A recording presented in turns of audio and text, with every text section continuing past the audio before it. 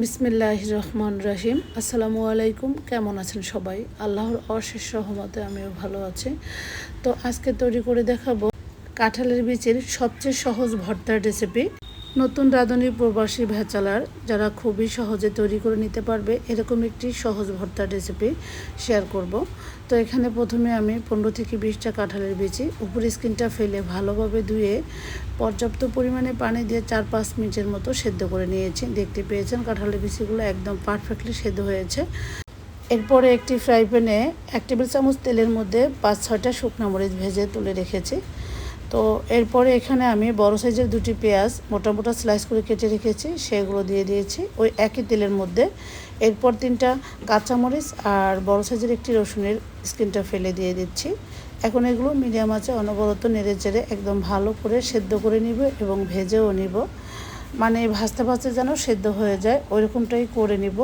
তো প্রথমে আমি পেঁয়াজ মরিচগুলো 2 মিনিটের মতো ভেজে নিয়েছি। এরপর ওই যে আগে থেকে যে কাঁঠালের বিচি সেদ্ধ করে রেখেছি সেগুলো দিয়ে দিয়েছি। তো বিচিটা যেহেতু সেদ্ধ করেছি এখন একটু এভাবে তেলের উপরে ভেজে নিলে বীজের মধ্যে যে এক্সট্রা পানি ঢুকেছিল সেটা একদম শুকিয়ে যাবে। এতে করে কাঁঠালের বিচির ভর্তাটা অনেক বেশি টেস্টি হবে। এই তো 4-5 মিনিট ভেজে এখন আমি তুলে নিচ্ছি। তো আজকের ভর্তাটা আমি শিলপাটায় করব। তো এই জন্য প্রথমে আমি লবণ দিয়ে শুকনো মরিচগুলো বেটে নিচ্ছি। একদম গুঁড়ো করে ফেলে নিয়ে ঝুরা ঝুরা করেই বেটে নিয়েছি। এরপরে যে কাঁঠালের বিচি পেঁয়াজ থেকে বেছে প্রথমে কাঁঠালের বিচিগুলো আমি বেটে নিব। দেখতে পাচ্ছেন কতটা পারফেক্টলি সেদ্ধ হয়েছে, বাটার সাথে সাথে কিন্তু একদম মিশে যাচ্ছে, দেখেই বুঝতে পেরেছেন।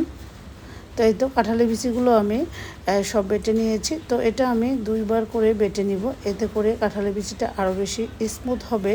আর যদি আপনারা একটু আস্তে আস্তে খেতে চান তাহলে একবার বাটলেই হবে, যেহেতু সেদ্ধ করা এবং ভেজে নেওয়া সব কিছু মিলিয়ে আজকের এই ভর্তাটা ছিল অনেক বেশি অসাধারণ।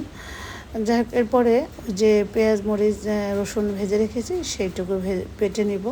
তো এগুলো আমি একদম মিহি করে বাটবো না, একটু মানে ছাবা ছাবা করে বেটে নিব, এতে করে এই ভর্তাটা খেতে বেশি ভালো লাগে।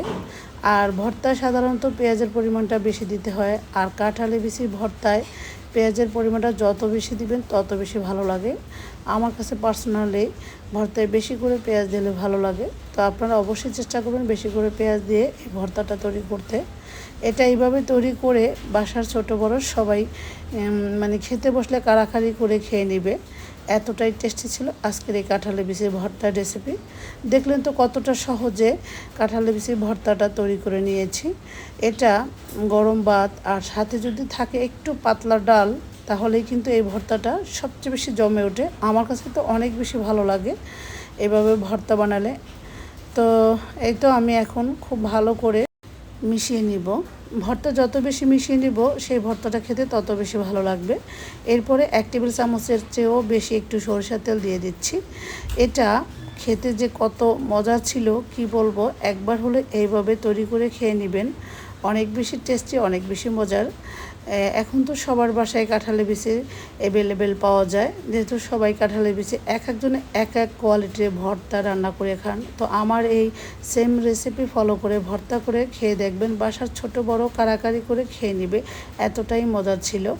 তো ভিডিওর শেষ পর্যায়ে চলে এসেছি। যারা আমার আজকের এই ভিডিওটা এই পর্যন্ত ধৈর্য ধরে দেখেছেন প্লিজ লাইক দিতে ভুলে গিয়েছেন, একটি লাইক দিয়ে সম্পূর্ণ ভিডিওটি দেখে নেবেন। আর যারা চ্যানেলে একদমই নতুন এসেছেন সাবস্ক্রাইব করে পাশেই থেকে যাবেন। তো এরপর আমি ভর্তাটা সার্ভ করে নিচ্ছি আর উপর থেকে আবারও 1.5 টেবিল চামচ সরষের তেল দিয়ে দিচ্ছি। তো ভর্তাটা কতটা লোভনীয় এবং ইয়াম্মি লাগছে দেখতে পাচ্ছেন, খেতে ছিল তার চাইতেও মজার। আশা করি আমার আজকের সহজ এই কাঁঠালের বিচির ভর্তা রেসিপিটি ভালো লেগেছে। আজকের মতো তাহলে এখানেই বিদায় নিচ্ছি। আল্লাহ হাফেজ।